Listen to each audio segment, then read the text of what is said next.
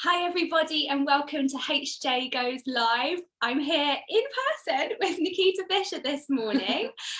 Nikita is co-founder of Palmer Fisher London, a stylist advocate for authentic beauty concept and a L'Oreal Colour Trophy winner. And today we're going to be talking all about her performance Colour Stage at Salon International 2021. I'm just going to repeat that intro because I'm a little worried we might have missed as it wasn't live on Facebook, although it did say it was. But anyway, sorry if I'm repeating myself. This is HJ Goes Live with Nikita Fisher, co-founder of Palmer Fisher London, and today we're going to be talking about colour trends and the all-new colour stage at Salon International 2021. Nice. Welcome, Nikita. That was the longest intro ever. You never know with lives if it's actually going ahead. But it's lovely. So lovely to do this in person. Really nice to do this in person. Yeah. We've got about 10 ring lights on us right now. All about the lighting. So I hope we're looking radiant.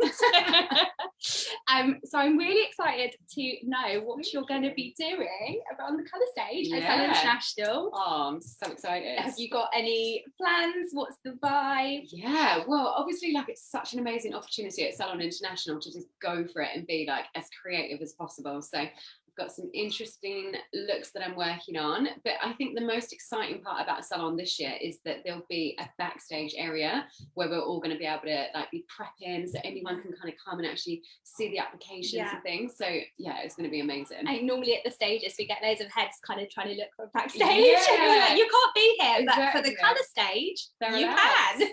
So no, that'll be amazing, just to be able to like watch what everyone's doing backstage and actually explain what we're doing. I think it would be a little bit more like on the same level, which would be really good. Yeah, so you'll be able to get up close and personal. Yeah, come and have a look. Prep and take pictures, do little Zoom videos, all that jazz. Definitely.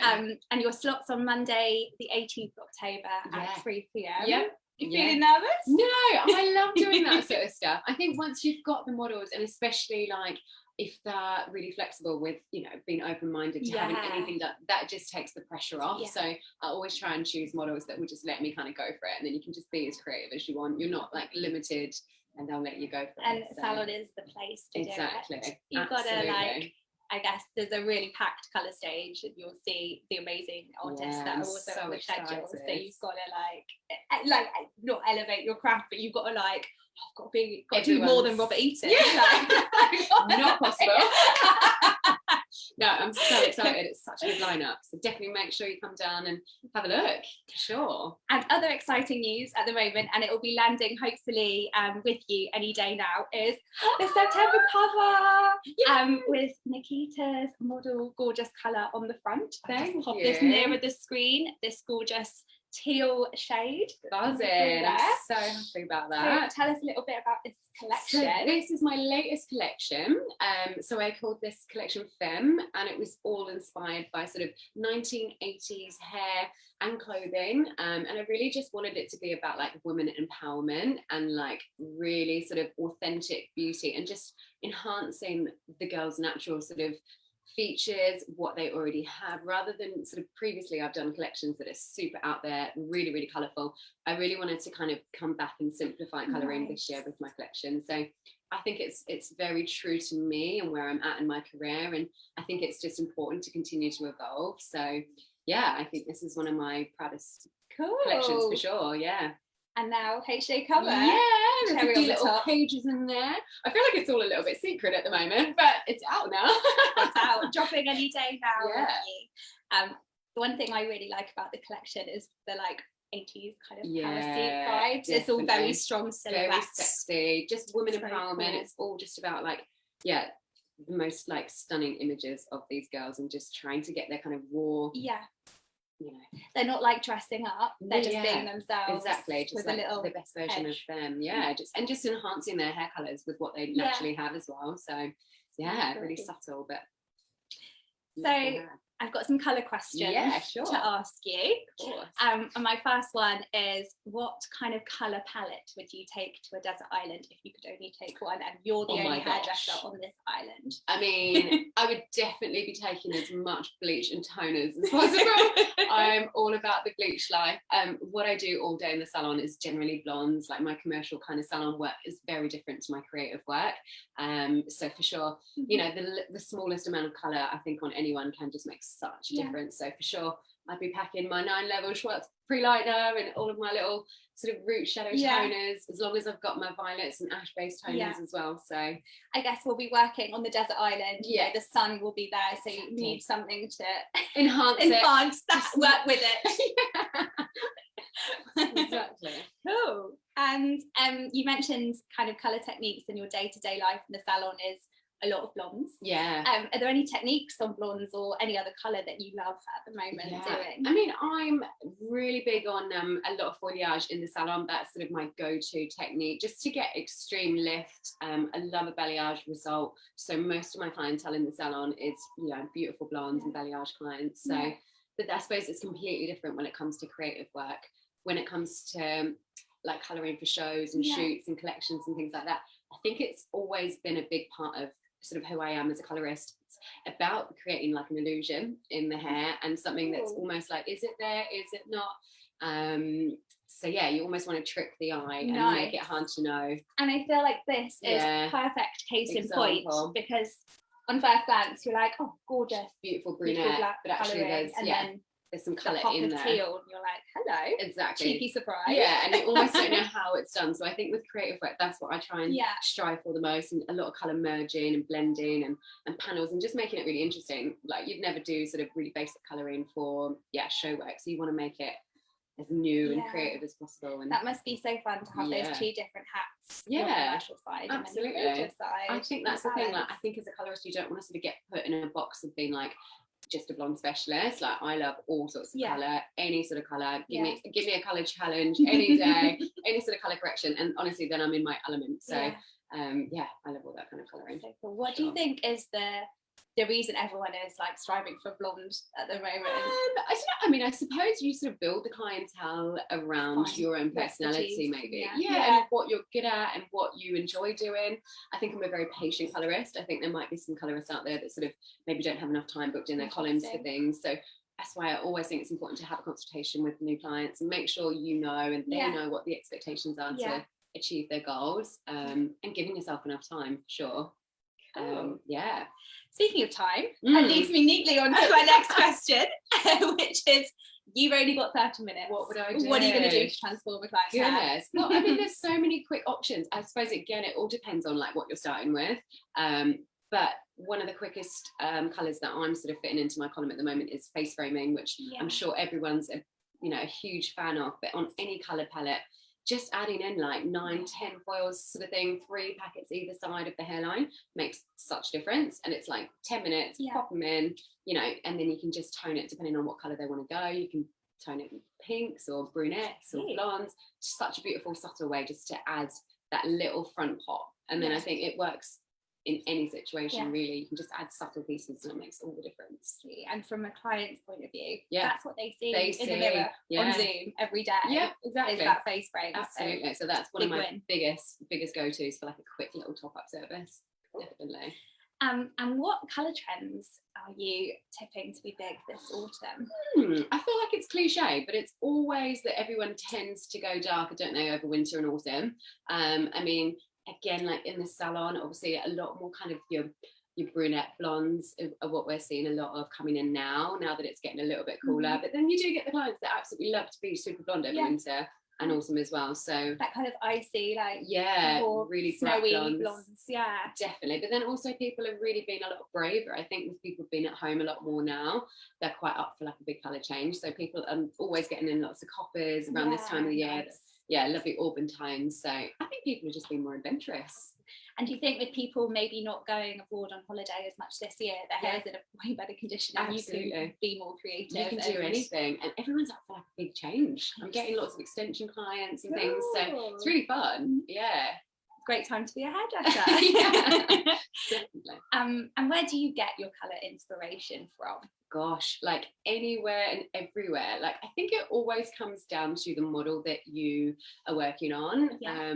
Sort of with any sort of creative work, it comes down to what you find in their personality. I'm not a colorist that will find an idea and then try and find a model to suit that. Interesting. I'll always do it the other way around, because I like to sort of find a lot of models on Instagram or literally on the street. And you can get their personality first. So you almost do a consultation with them. Yeah, you almost just can already see, right, they're really cool. Or a lot of the time I work with dancers and things like that. So when it comes to catwalk, they're just a lot more confident with their body, and anything live, I think it's great to work with models like that.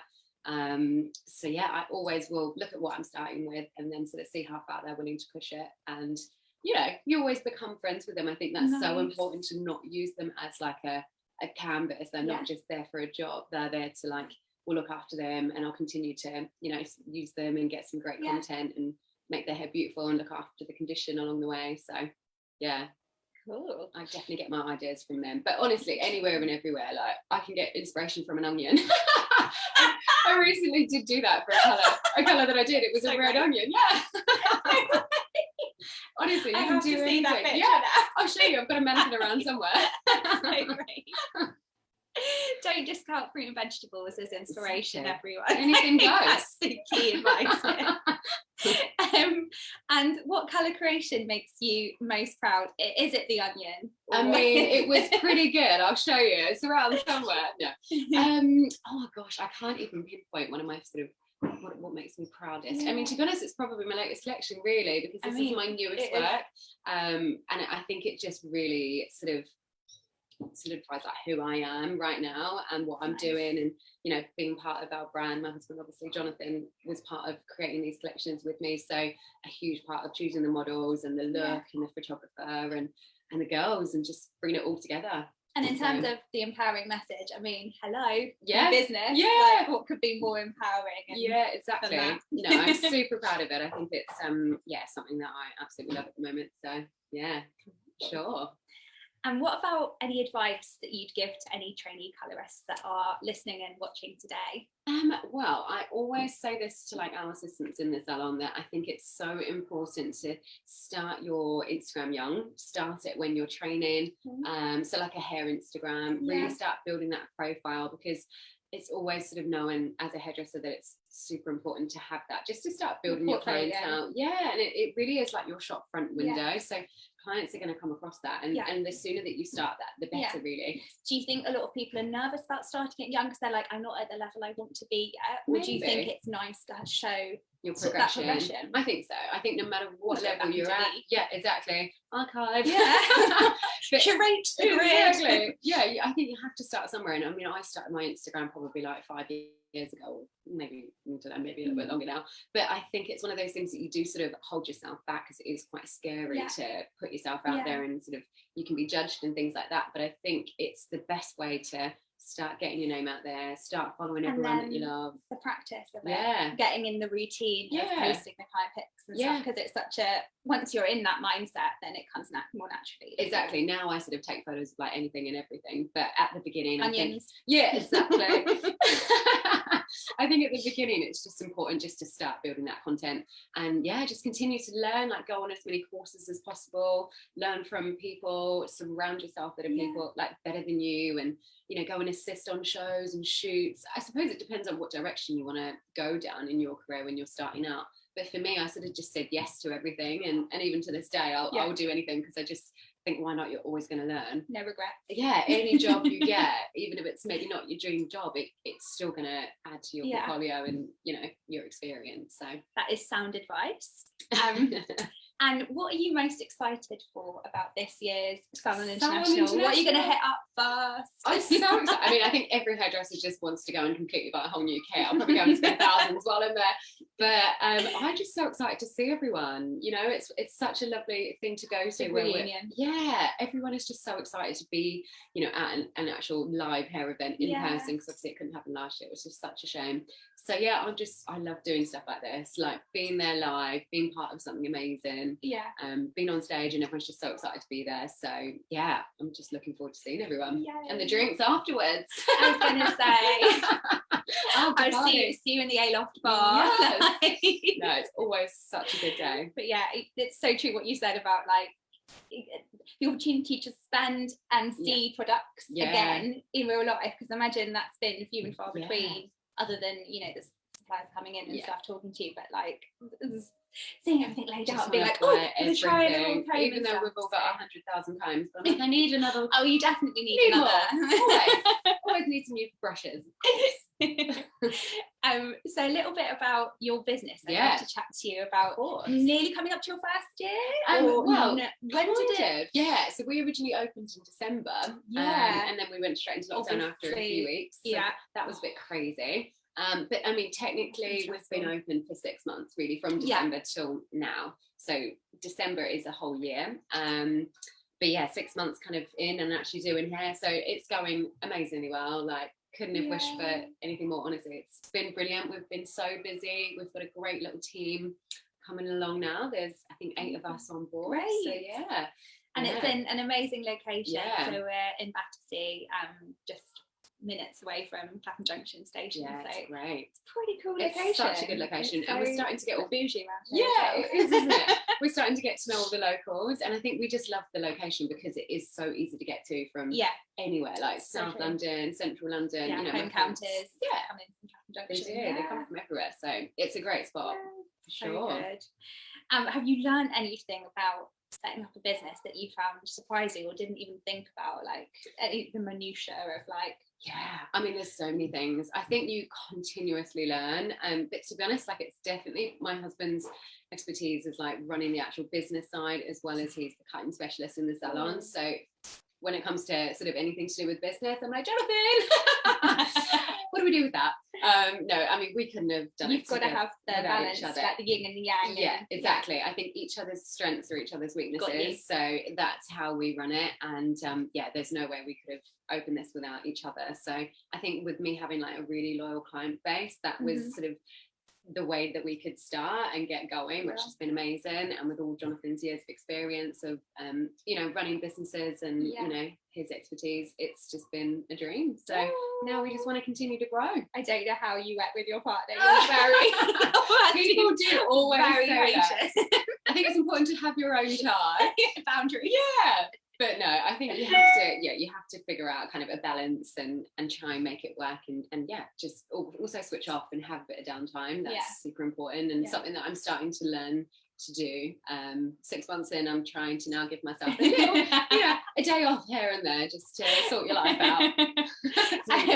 And do you have so we're talking about the work balance life. What do you do to switch off? To relax and switch off. I mean, I think I like to treat myself, like, you know, even just like going for like a walk or having a massage, just totally just try and switch off, and sometimes even just get out of the city. My in-laws live down on the seaside, so like just for like a holiday, going down there. But just completely relaxed. I think it's what a lot of business owners have kind of learn in lockdown a little bit, is the feedback that we get often when we do live stuff about business tips, and it's like life balance, like I've learned how much I need the time off, but it's a work in progress. It's true. I don't think anyone could ever say that they can put their hands up and say that you can do it, because you don't. I think that's the thing, no one necessarily sees how much you put in and like what you do. I mean, every single waking hour and minute you're working when you run a business, but it's for yourself, so there's just no other better reason to do it. Exactly.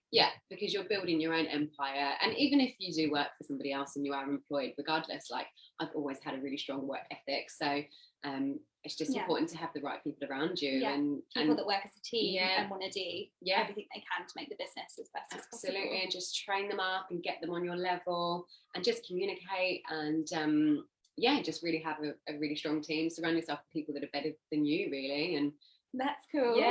So don't be intimidated by no, not at all, another person's talent. Or everyone, you know, in the salon we all have our strengths and weaknesses, and I think it's so important that you sort of take on people and build we can all help each other, and I think that's just what makes you like a really strong team, and the best group that you can be, really. Amazing. Yeah. That is some seriously sound advice there. Business wise, I'm off to go and see the Onion colour, which I'm very intrigued about. But don't miss Nikita, who will be on the colour stage. It's totally new for Salon International this year, on Monday the 18th of October. Book your tickets. We'll put a little booking link in the Facebook comments. And this has been an absolute pleasure to do in person. I feel like it just feels so weird, but like great. It's so lovely. Now we're going to do a little skin test because we're going to colour Charlotte's hair in a few weeks. So excited. Yeah. Right, yeah, off to see the Onion and get the colour test. Bye everyone. Thank you so much for watching.